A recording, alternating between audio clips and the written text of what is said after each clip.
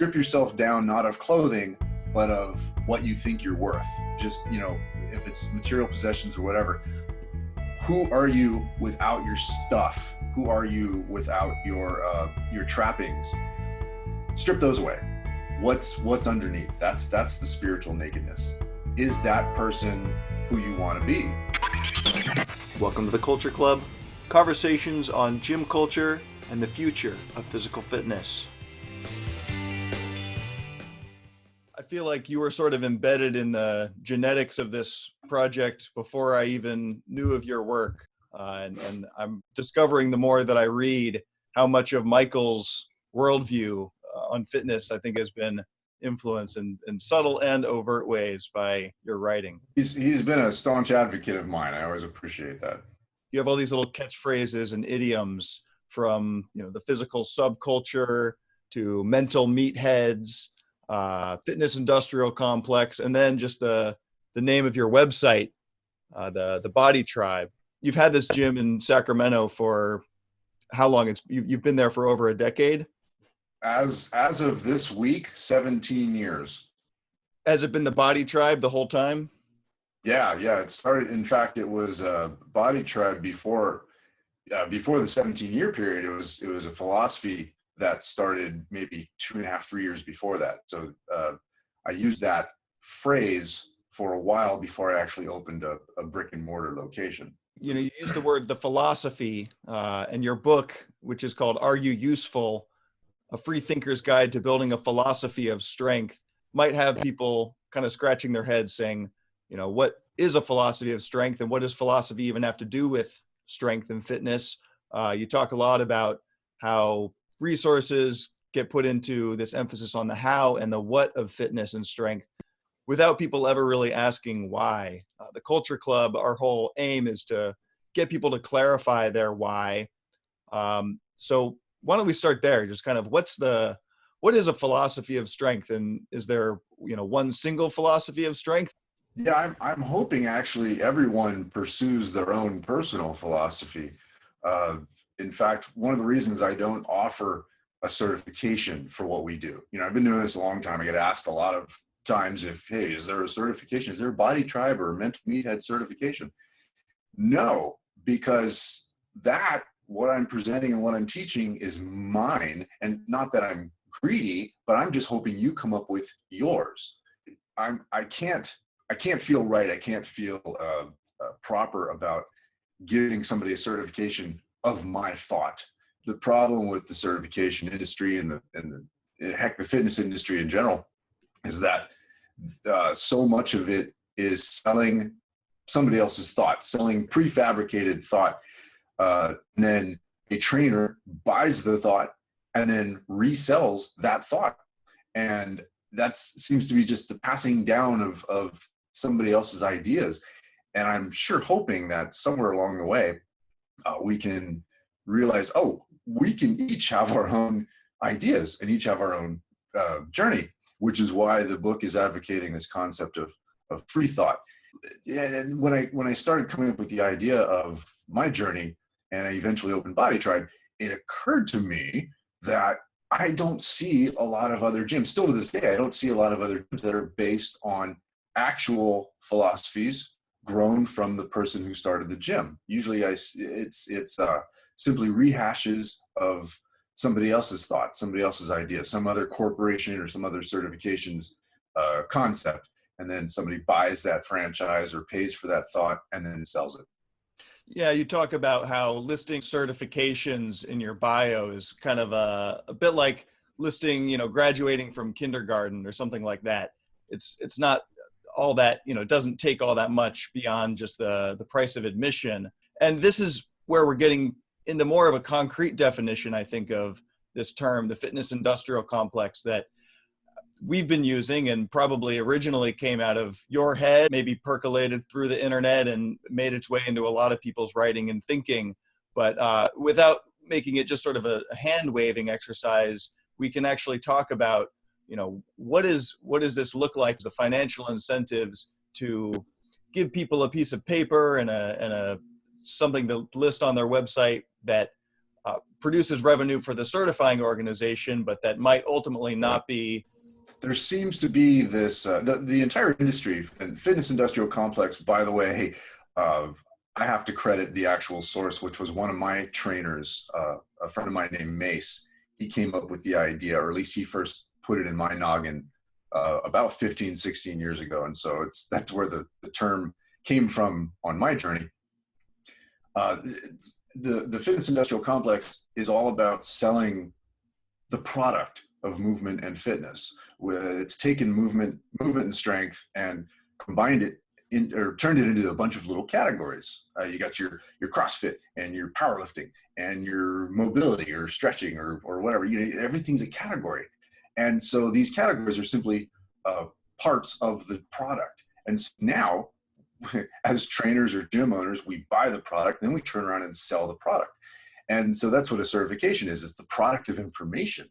And it's sold as this interesting concept of, hey, this makes you better than the non-trainer. This is information that's special. It's not special. Anyone can acquire this information, but trainers want to feel special. And so we will pay for this special information, and that somehow makes us a little bit more important.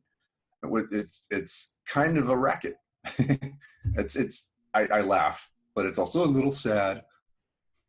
Yeah. So in developing your own philosophy of fitness, would you say that there are any schools of thought that particularly influence you, or does it go back farther? And I would point people to one of your more popular YouTube videos. The BodyTribe YouTube channel is definitely worth checking out. And you've got this video of the history of strength, or the history of weightlifting. What I get, at least from reading and watching your videos, is the idea of lifting heavy things figures prominently in your philosophy. Yeah, well, I think a lot of people have that from childhood. Now, I was never an athletic child. Well, okay, let me rephrase that. I was never a sports playing child, but I loved to explore and be curious. And one of those, and I was always a skinny little guy too. I was never that strong. I'm still not. And I would always be curious as to what can you do? Can I get over that obstacle? Can I get around that obstacle? Can I get under that obstacle? Or can I move that obstacle? And that obstacle could be anything from a rock to a tree trunk or whatever. And that's type of curiosity, I'm hoping we can keep that as adults and apply that to our training.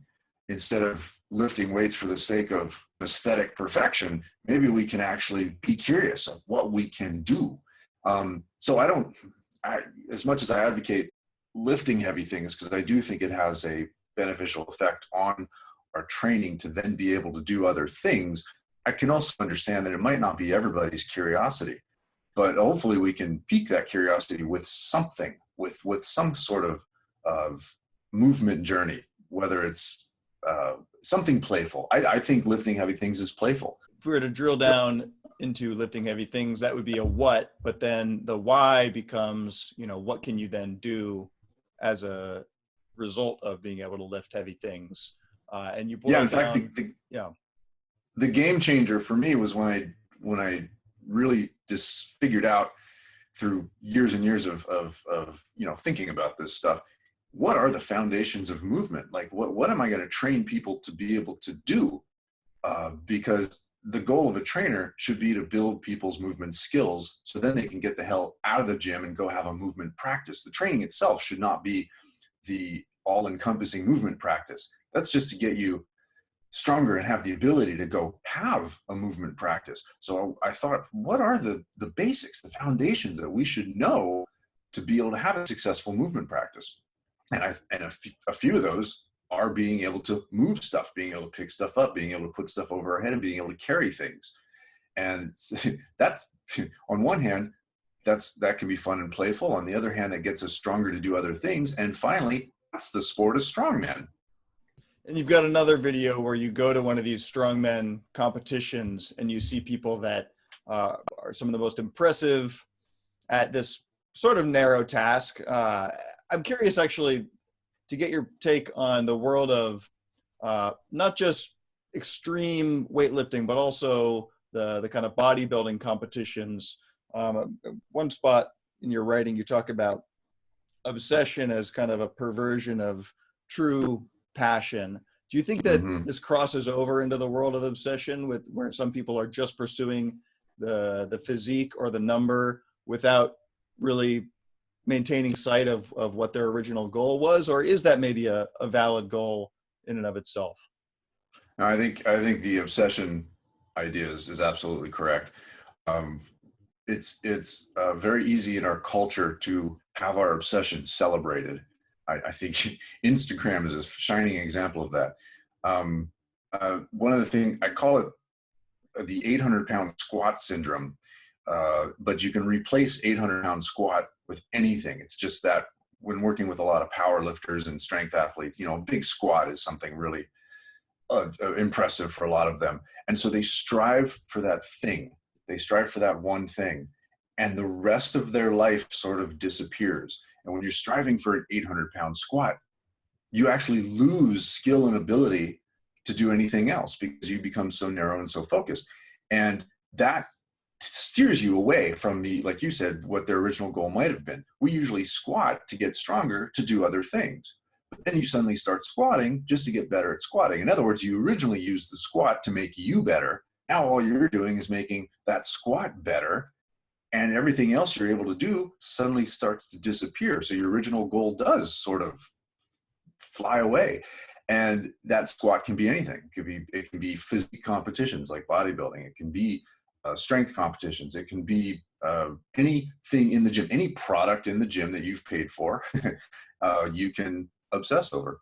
And it's too easy to do because that's how it's sold to us now. It's not sold to us as an empowering cross-pollination of skills. It's sold to us as the magic thing. And so we start getting really excited about the magic thing, and we lose sight of what it might be to be a fully functioning human at that point.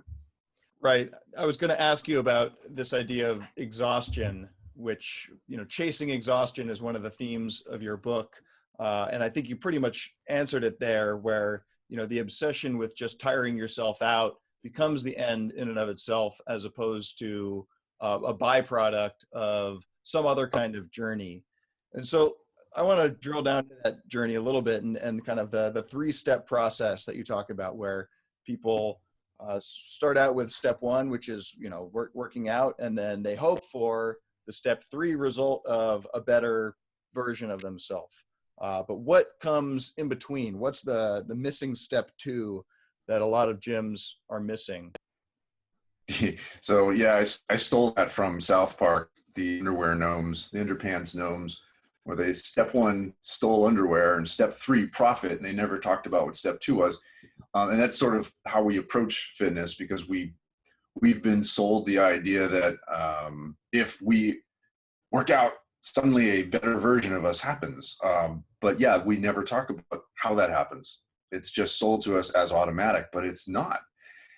That's step two. That's actually sort of the culmination of what my last book was figuring out what step two was. You can boil it down to the concept of finding joy through your new skills and being present to be aware of what you can do. One of the things we don't do in the gym is we rarely smile, especially while we're doing something. We always have that, oh, it feels good afterwards attitude. Oh, I feel good after I work out. Why don't we feel good during our training? Why don't we smile in the middle of what we're doing? Why can't we celebrate what we're doing as something that is making us a better person? So if we can be aware of the skill building, not just do it and hope for it to work, but actually be aware of what it might be doing to us, how we're celebrating it, how we're learning a new skill, that might be part of it. I'm always open to suggestions of what other people might think that is what number two is, what that second step is. But it's never talked about. Creating an awareness of yourself, and then perpetuating understanding, this sort of the real philosophy of it. And this is where the mental part of the mental meathead comes in, is just learning, what are our bodies, what can they do maybe some things that we didn't know our bodies could do, moving in ways that we didn't know that we could move before. And maybe it is sometimes as straightforward as lifting something as heavy as you didn't know you could lift. But then there's this idea too of, to take it back to kind of the obsession as dysfunction, and in the extreme, the cases of weightlifters and bodybuilders who seem like they have some sort of, body dysmorphic disorder. What can we get from a workout or a gym community in terms of coming to sort of appreciate our own bodies, the way that they look, the way that, sort of some of that is even accepting our limitations maybe. How do you deal with issues of body image in the gym? That's probably the number one problem, is the fact that movement and strength and fitness have been sold to us as simply how we look. In fact, I had a conversation with someone yesterday who was talking about a woman who had an eating disorder, but of course, but she's fit. And I said, was she fit, or did she just look fit? And that's the big, the misleading part. This started many years ago. In the origins of physical culture, back in the late 1800s, early 1900s, you looked the part because you were the part. You actually were strong. You actually trained to be an accomplished athlete. And so you looked that way and you celebrated it. And then along the way, a few handfuls of people, most notoriously the Weeder brothers, decided to sell the concept of looking that way, but you didn't really have to be the part. Bodybuilders didn't have to be strong. So that was what sold them on it. Because in the beginning, to be a bodybuilder, you also had to compete in other sports. And usually you'd compete in weightlifting or something like that. And then along comes an industry that says, okay, you don't actually have to practice these skills and be strong. We're just going to help you with the look. And that eventually became sold to us so deeply that we actually believe that because somebody looks that way, they are that way. So I'm hoping maybe, and it's a tough sell because it makes people actually have to think and work. Maybe we could actually work on being the athlete. And I don't mean competitive athlete. To me, athlete means anybody who's pursuing movement towards making a better version of themselves, having a better relationship with their body. And so maybe we can pursue being an athlete, having a better relationship with our body, being able to do things. And in the process, we actually will look better. Also in the process, we will care less about how we look because we're finding more value in our accomplishments as to what we can do. Again, tough sell, but a boy can dream, right? Yeah, it reminds me of a friend who's from the same kind of movement tradition and lineage that I practice mostly, which is the natural movement or MoveNet tradition. He talks about, screw aesthetics without altruism, or that if there's not some sort of purpose connected to the workout, then you're just chasing this aesthetic overall. It's kind of an empty core. And along empty with that, and endless. It never ends. You can't find that perfect body. It seems like when you do these sort of narrowly tailored exercises, just the bicep curls all day long, you end up with kind of a out of whack physique where we might look at you and think maybe something is a little off. Paradoxically, you do get better results, maybe even aesthetically, by pursuing a more well-rounded, practical kind of fitness. Where the whole body gets to participate and where all the muscles get to work in synergy. Yeah, absolutely. Yeah, you talk about this idea of the holistic athlete. Other people have called it the authentic body, where it's bringing all the parts to work together, and it goes beyond just the physical. What are the other elements that come into play in a complete holistic athlete's workout? Yeah, the term I used was hylomorphic, which was me bastardizing a Greek term that is, you could say mind-body connection, but it's actually mind-body as one word. And so, you could say spirit and physical and mental. any of the terms that feel comfortable describing your physical self, your mental or emotional self, and then the essential innards that somehow drive you. All those things work together. And the way I describe how it works is using the bad version, the negative version, which is stressed out. If we talk about the term stressed out is not just physical, not just spiritual, not just emotional. You feel it through all three things. You feel it in a hylomorphic way. How do we find the positive version of that? Hopefully through movement and through practices that can help the physical with the correct understanding of what we're aiming for, correct goals and correct purpose. We can find the hylomorphic combination on a positive level to battle, because we get stressed out a lot. So we need something positive to counter that. Right. And I'm steering away, or I have been for the time being, of the topic on everyone's mind, which is coronavirus and how it's shaken things up, especially for people in the fitness world, where it depends largely on coming together in a physical space, being in close contact to each other, but where a lot of people are trying to rush back in. You seem like you've taken a different approach. I've really been hoping that the coronavirus pandemic, this quarantine place, this social distancing, can have people reconsider their relationship with fitness.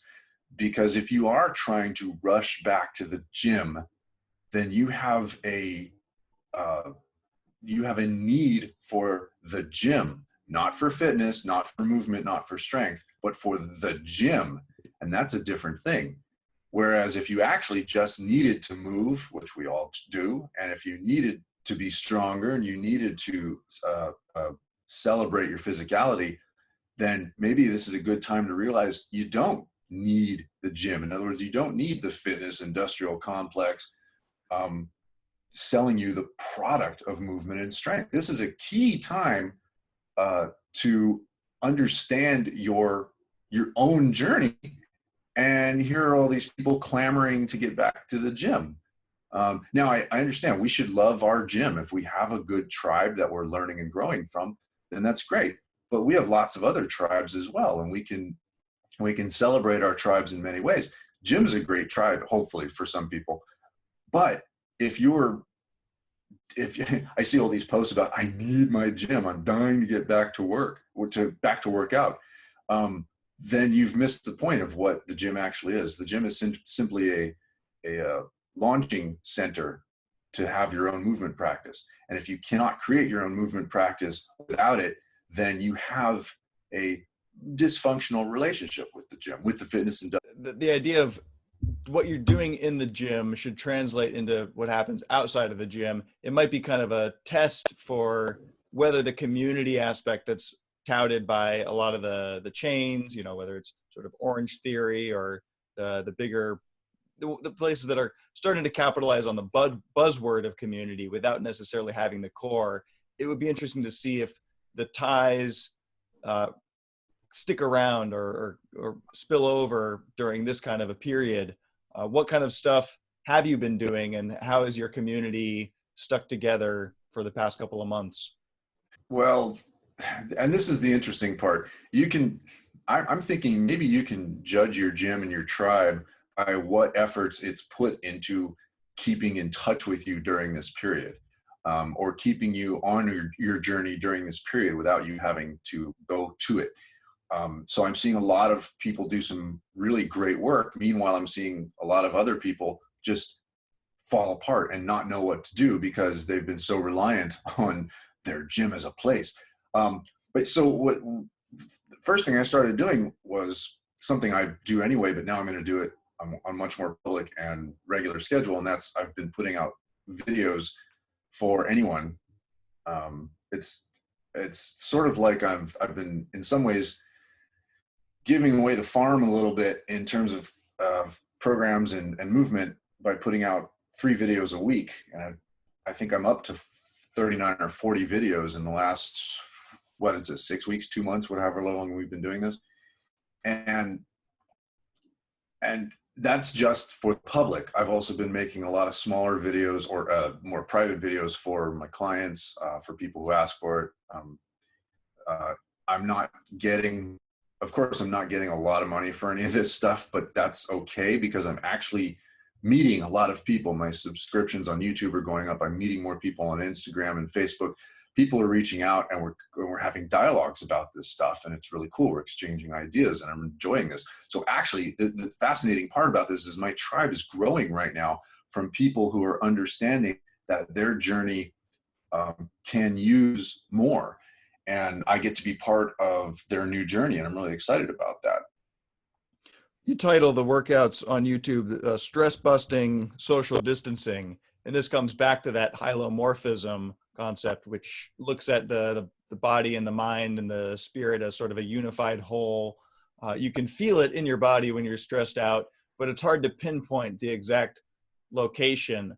But I do find that whenever I get out and move in some sort of nutritious way, whether that's just climbing a tree or taking a walk, I feel better. That dissipates the feeling in the body, sort of flows out. Any theories on why movement is such a good de-stressor and why it gets down to the core, just beneath the physical? Well, of course, there's the hormonal release, but there's got to be more. And I think that if we tap into being present and finding joy just in celebrating what we can do. You mentioned climbing a tree. That's my go-to. If I'm ever down or I ever need to just do something, I will go climb a tree. And there's a connection. And this takes practice. It's funny it takes practice as an adult, because as children, I don't think they have to practice it. I think it comes naturally to children. And then we lose it as we become adult. That movement is an automatic connector between us and our body. Because I think training should always be about making a better relationship with our bodies. And the bummer is that we have to do that a lot as adults, because as children, at least when I was growing up, I don't know what's going on with kids these days, but when I was growing up, movement was essential because it automatically gave us a connection with our bodies. And we've done so much to distance ourselves with our bodies now that when we move as adults, we might have to have some training in place to reconnect with our bodies. But if we can make that connection, if we can find joy through our abilities, if we can simply enjoy the process of exploring and being curious, then movement is not just a gateway, but the goal itself. Right. You're making me think of this word that you also use a lot, of ritual, which I think in a lot of spiritual contexts refers to something that is there to serve as a reminder of some kind of ancient memory, where we forget so quickly as humans, what is important, and whether that's, the movement that we did naturally as children, or some sort of, community, something that brings the community back together after we forget why it's important. So exercise as ritual, that is in a way related to, it serves a useful function, but there's also this element of ritual that is a little bit superfluous seeming, maybe. Talk about just the relationship between exercise as ritual and how that translates into what you actually do in the gym at BodyTribe in Sacramento. I like what you just said, though, with the connecting us to ancient memories. That's a fun way of looking at it. That's great. Ritual, I like to compare ritual to the concept of a routine, because when everybody asks about fitness, they always ask for a workout routine or an exercise routine. A routine is something that is repeated without progress. It's just something that we do to meet a base foundation need, so then we can go on and do other things. That, to me, is not what movement and our movement practice should be. Instead, ritual is a connection. If we create a connection with an act, it can propel us forward. It can actually create progress. So I like to think of the training or actually, and you can do this with any movement practice. It doesn't just have to be the workout, it doesn't just have to be training, but you can embrace movement as a time of connection. It's sort of sacred. It's a time that we don't, that we should not take for granted. That might be another good way of looking at ritual, something that reminds us, hey, this stuff's important. Don't take it for granted. It's an honor and a privilege to be here now enjoying this. So enjoy it. Be here now. I like that. We've got the Ram Dass. Yeah, busting out the Ram Dass. So speaking of kind of, counterculture and culture more generally, what is physical subculture, and what is maybe your physical subculture in contrast with another kind of physical subculture? Yeah, that not sure if that should be Googled or not. That term might have turned into something different. But yeah, physical subculture physical culture was the fitness movement before there was a fitness movement, and it focused a lot more on the authentic person, the authentic athlete. It was, you can even pick up old copies of Physical Culture magazine from the early 1900s, and the topics are amazing. Everything from hygiene to weightlifting to spirituality. The concept back then was a lot more about movement as simply part of a more holistic practice. And then, as I mentioned, we got sold movement and strength in a different way. Now it's turned into something much more superficial.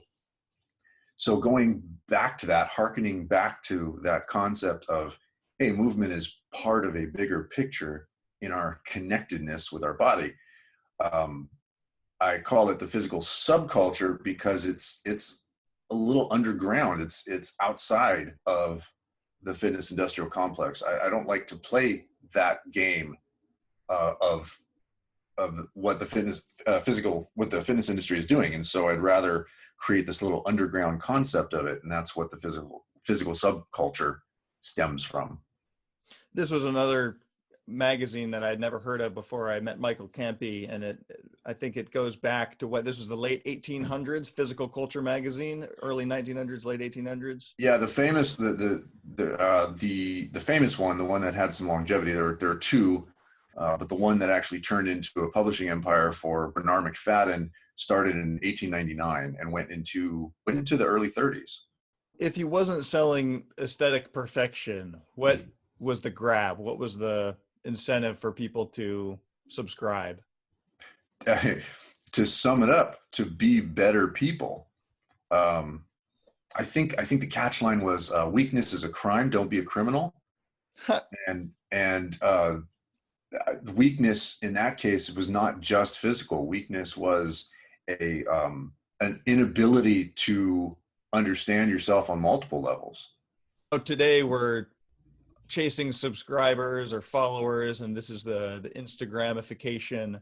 But you have built a successful, at least I know the YouTube channel is kind of a thriving hub for this kind of content that I think people do crave.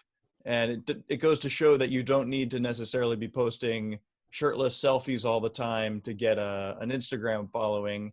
You can just produce really solid content. And along with that, it doesn't take a studio production budget. It looks like, what you've been able to do just with some stock footage and images from around the internet, plus some stuff that you narrate and kind of produce yourself. It's quality stuff. I wonder if you have like a filmmaking background, or if you just kind of learned it as you went to produce these videos.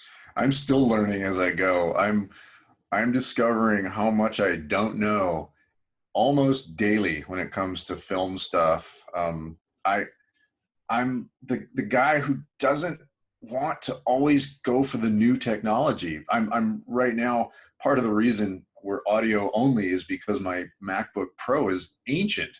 And so I'm not one, if something works for me, I want to just keep using it. I don't want to have to always be getting the next version of something technologically wise. So I love to figure out what works with what I have. And I'm probably way behind the learning curve when it comes to making film stuff, but there's some things that anyone can do, and that simply have a better eye for shots, and be able to edit okay. And I mean okay, just be able to edit okay. I don't see a lot of decent editing in videos right now, or if at all, you just throw up your iPhone and go, wee. I think we can all do a little better than that. Yeah, and it doesn't take much. The software that comes standard on most computers gives you most of what you need. Put it to a little bit of music. Another thing that I notice is how certain shots will start to they'll have a bit of serendipity in them, like the animals that it seems like hang out in your gym. Do you have a dog and a cat, or is that a neighborhood cat that makes a cameo in some of the videos? In I think this is the history of lifting. right, the history of there's a couple of them.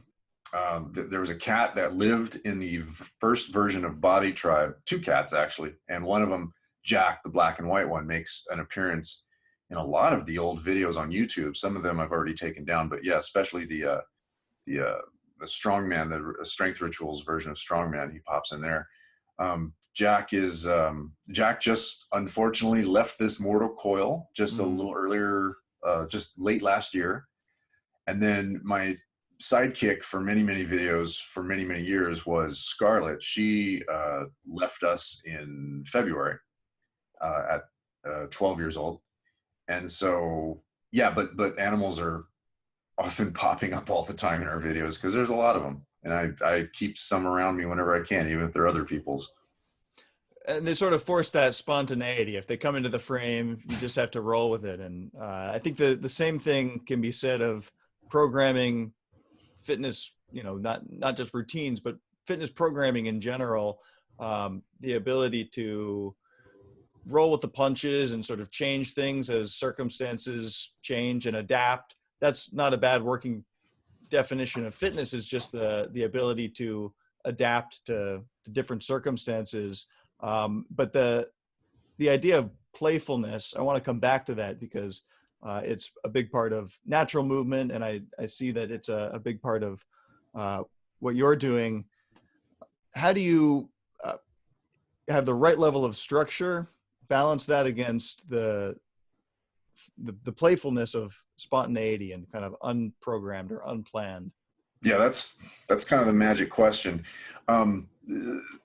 So for me, and this is how it works for me, and I am not saying that this is everybody's journey, but we always talk about being, the word that's being thrown around a lot these days is primal. We're primal creatures, except we're not, because we are in this modern age. And the way we got here was because our brains actually like data and like to think and like to organize things. So where do we find that fine line of organizing our training while still keeping that primal or childish or whatever we want to give it, natural self? As long as we understand that whatever data we have, whatever organization we create, whatever program we put together is not the end all and be all. We are not numbers. We are not the data. We are simply using that as a potential feedback. And so our programming is simply a way to get feedback for what we're doing. If we do 10 reps of something, next time maybe we can try to do 11 reps or slightly heavier weight, for instance, just as feedback of where I am on my journey. But we do have to give ourselves the malleability to say, to hell with that today. Maybe that doesn't feel like what I want to do. So programming is great. Being able to step away from the programming is great. And finding a line of where you can create an actual program that in itself is malleable, I think is art in itself as well. There seems to be a spectrum of programming, from the just data nerds, the science geeks who do nothing but study numbers and charts, etc. I got a lot of them on my social media feed. And then the other end of people who just go outside and do stuff, programming be damned, I'm just going to explore. I think there's value to all of that. Hopefully you're on the journey that you feel you're getting the most progress from and creating a better relationship with your body. But I like to sort of use both ends of that spectrum and try to see where I personally like to see where I'm making progress, but without getting too dialed into numbers. The progress has to correlate with the rest of my life and the rest of my movement journey, not just the gym. I don't want to get gym strong. I don't want to get bigger numbers just to be in the gym more. That simply needs to be an indicator that I'm actually making progress in the rest of my life. It seems like the role of the teacher in the gym, it's not so much the guru who hands down all the answers. You might be able to help people ask better questions, and that's something that Michael and I are hoping to be able to do, drawing on the experience of people who have been in this world longer.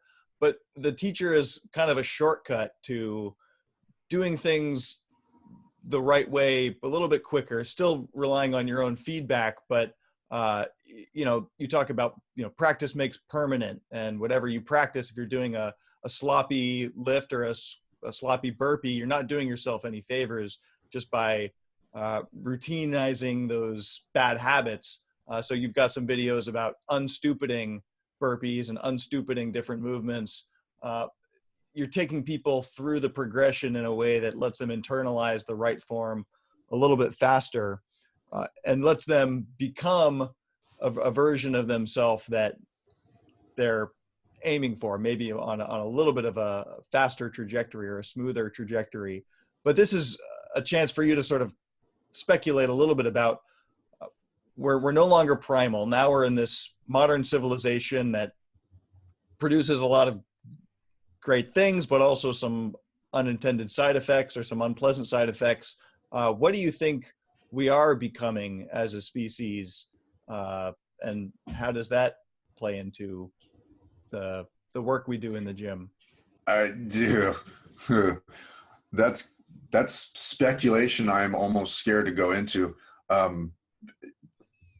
And we always will have that, that primitive DNA, of course. But to the way I hear people talk about it, it's like we were suddenly thrust into this modern times and we're not ready for it.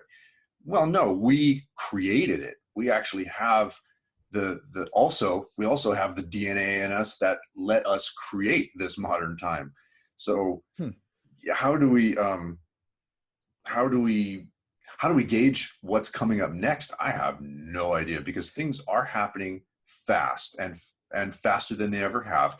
Does that mean we can't keep up? I don't know. But you know what? I will say that this planet has a pretty good way of getting rid of things it doesn't need. So if we screw it up too badly, we're probably out of here. And that sounds bleak, but I do believe that I mentioned this in the very beginning of my book, is I believe our purpose here is to create beauty. And I don't mean, aesthetic body beauty. I mean beauty almost as a utilitarian concept, as something that benefits the planet, makes us beautiful to the planet. And this is, now we're delving into my hippie territory here, but and if we're not going to add to the planet and sustain it and treat it like the giver that it is, then it's going to get rid of us. So I think we either need to take that into account, or we're not going to be here for a heck of a lot longer. So maybe a narrower version of my question would just be the future of gyms. And we are seeing a reconfiguration of the economy where some things are not going to come back in the exact same way. And probably gyms are going to experience a major overhaul or disruption, where only the ones that really are serving an ongoing ecological niche will survive. So I think you're well positioned for that. And so I want to get your take on what you think other gyms might try to emulate, obviously in their own way, but in order to survive the coming shakeup. You were talking about the modern concept of teacher and how it's simply maybe it should be idealized as the person who helps somebody get to their goals a little faster, not instilling their own goals on that person, but just helping them to their own journey better. I have a little bit of a pessimist in me that thinks ultimately from this, somehow corporations are going to swoop in and once again dominate a bigger chunk of the market.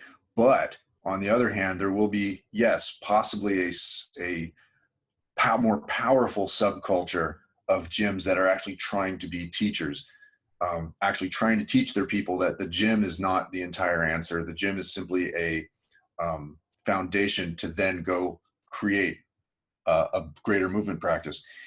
But what that's going to take is for the people who own these gyms to have their own journeys, to stop buying the franchises and the certifications and just learn how to learn again, because then they'll learn how to teach again.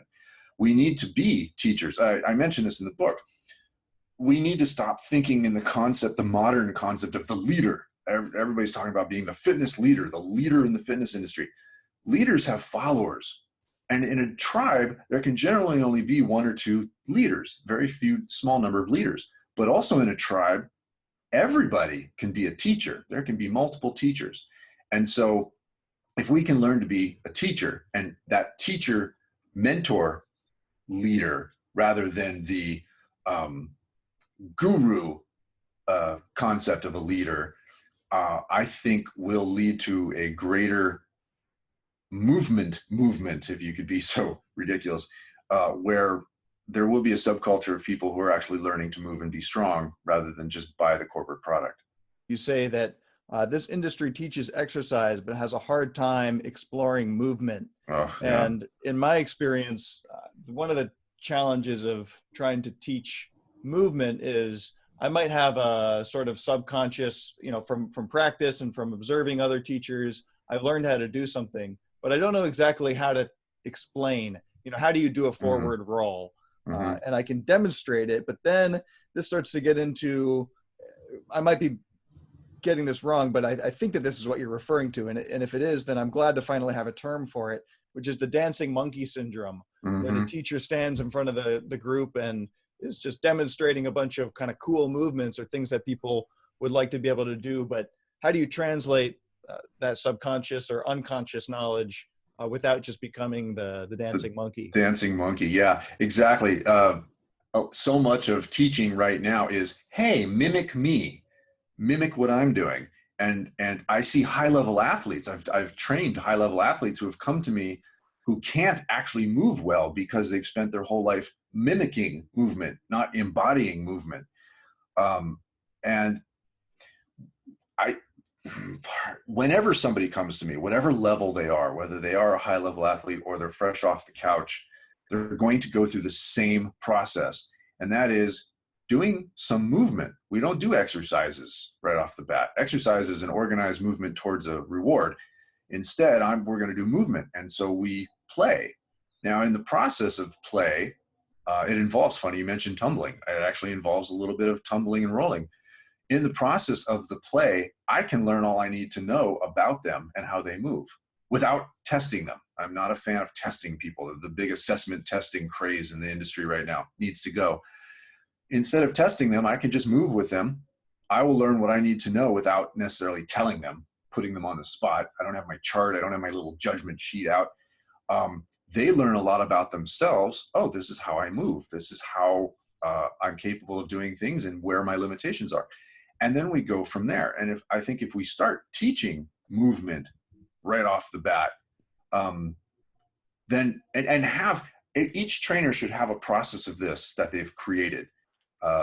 My process involves certain things in place that happen in a certain order, where if they can't do the next thing, I know before they do, so I don't have to necessarily say, hey, try this and then fail. I can just say, okay, we're gonna go here, we're gonna go here, we're gonna go here. I know what's coming up next, if they can do it or not. I don't have to put them through it if they can't do it. And it's this process that allows me to eventually then start to teach and program exercise. It's tricky, but that's why I think movement is so important first.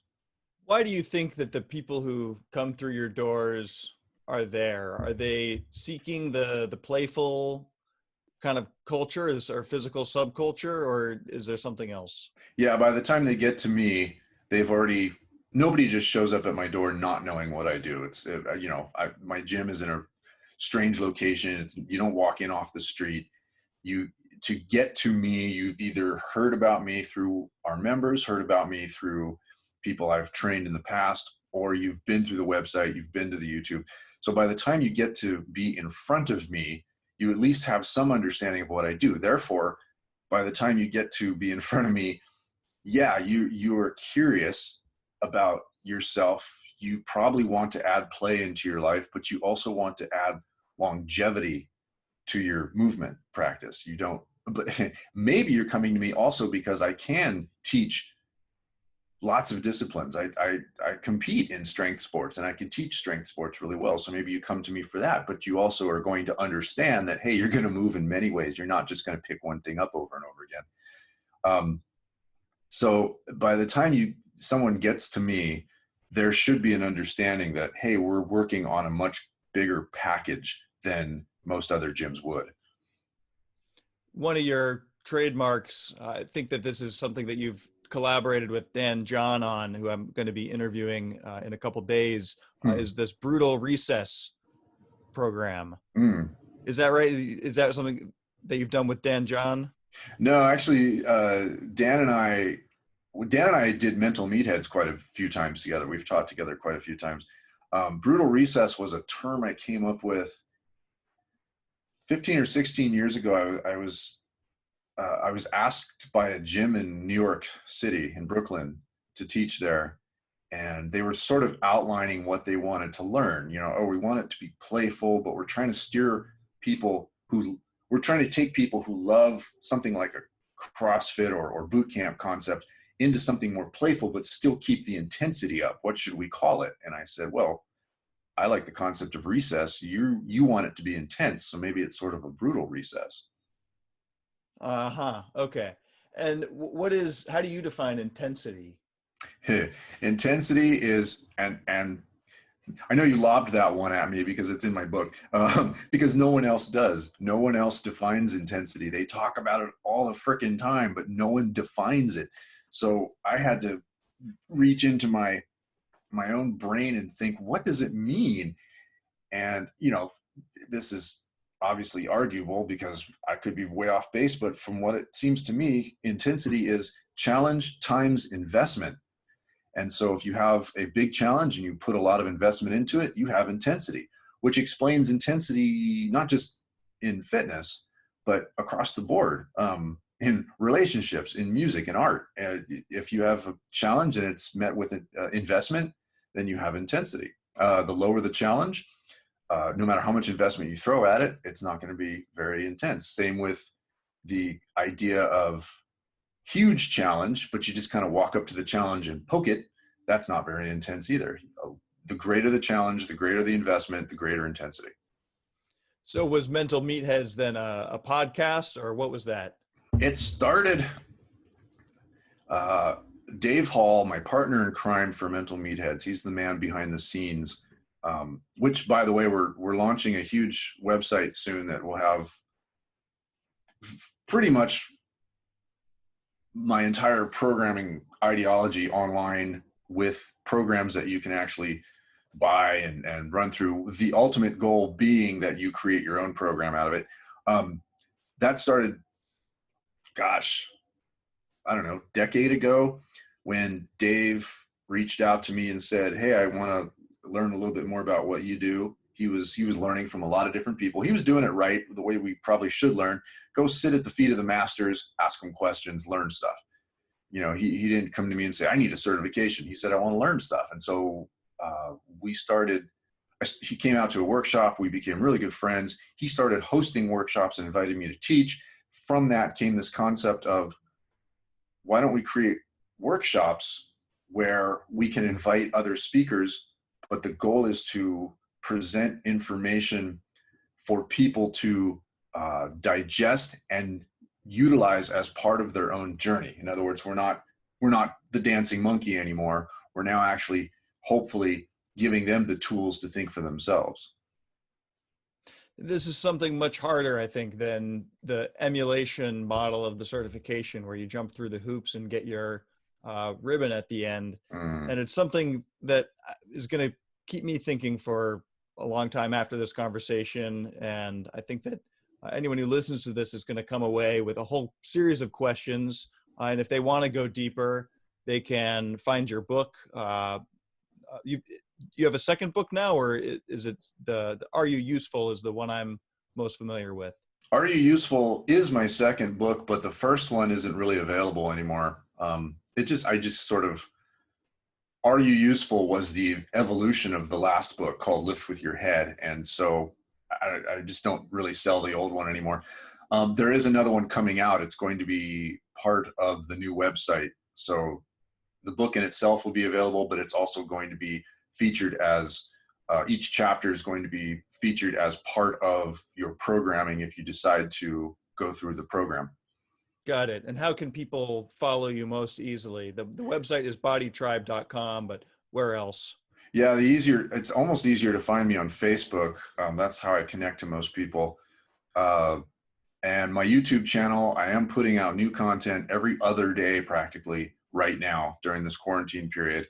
But feel free to go back and look at the old stuff as well. So BodyTribe 1, I believe, is the YouTube channel. And I am on Instagram, BodyTribe Chip. But Instagram seems like such a weird place to me. I don't take my shirt off enough to be an Instagram influencer. So yeah, it's not hard to find me. Well, listeners out there, do yourself a favor and get plugged into what Chip is doing, because there's always really good food for thought. And in terms of coming up with the reason why, going deeper and building your own philosophy of strength, he's got to be one of the best resources out there. We could close here, but I also wanted to try a bonus. If you're willing, I'm going to invite you to start your video one more time. And I think we might be able to get it to work here for just a couple minutes for the last question I want to ask you. See if this, we'll see if I got a button here. Let's see, start my video. Let's see if this works. There I am. Okay, this is looking a little smoother than before. So hopefully it'll hold up for just a couple minutes, because I want to... You're going to make me dance, aren't you? No. But I want you to talk about this spiritual nudity that you referred to.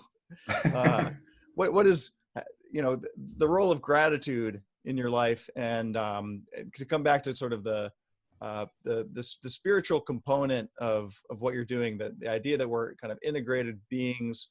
How does what is spiritual nudity, and how do you look at that as maybe the more important aesthetic to be aiming for than just looking good naked? Strip yourself down, not of clothing. Very loud car just passed by. Strip yourself down, not of clothing, but of what you think you're worth. Just, if it's material possessions or whatever, who are you without your stuff? Who are you without your trappings?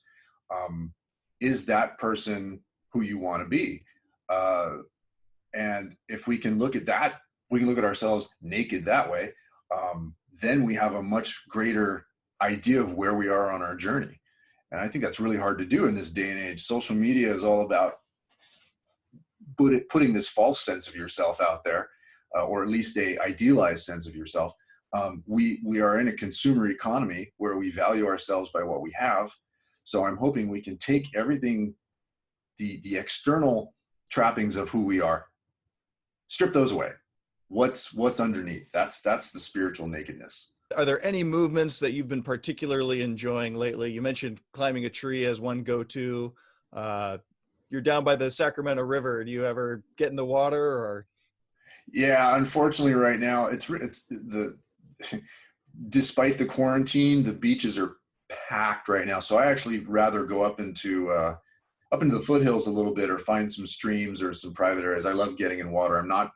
I wish I were a better swimmer, but water and I have been connected since I was a youth. I grew up in Hawaii. And so, yeah, water is very important. But honestly, anything where I can feel free to move. I love tumbling. You mentioned tumbling earlier. I think my last two videos, skill build videos on YouTube, have been about tumbling.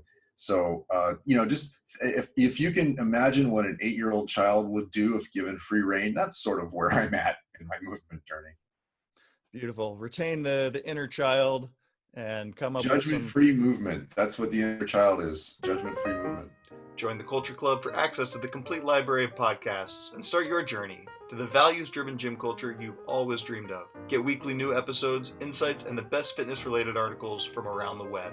Sign up for our email list and get the Values Finder, our free guide to honing in on the exact values that will help you attract your ideal customer.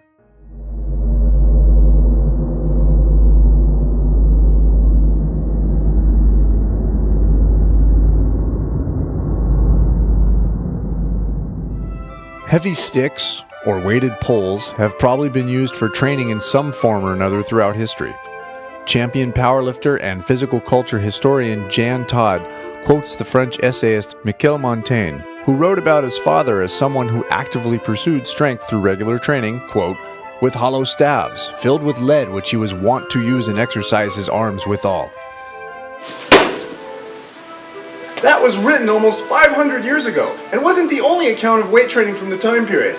In 1531, English scholar Sir Thomas Elyot advised exercising by lifting and throwing the heavy stone or bar.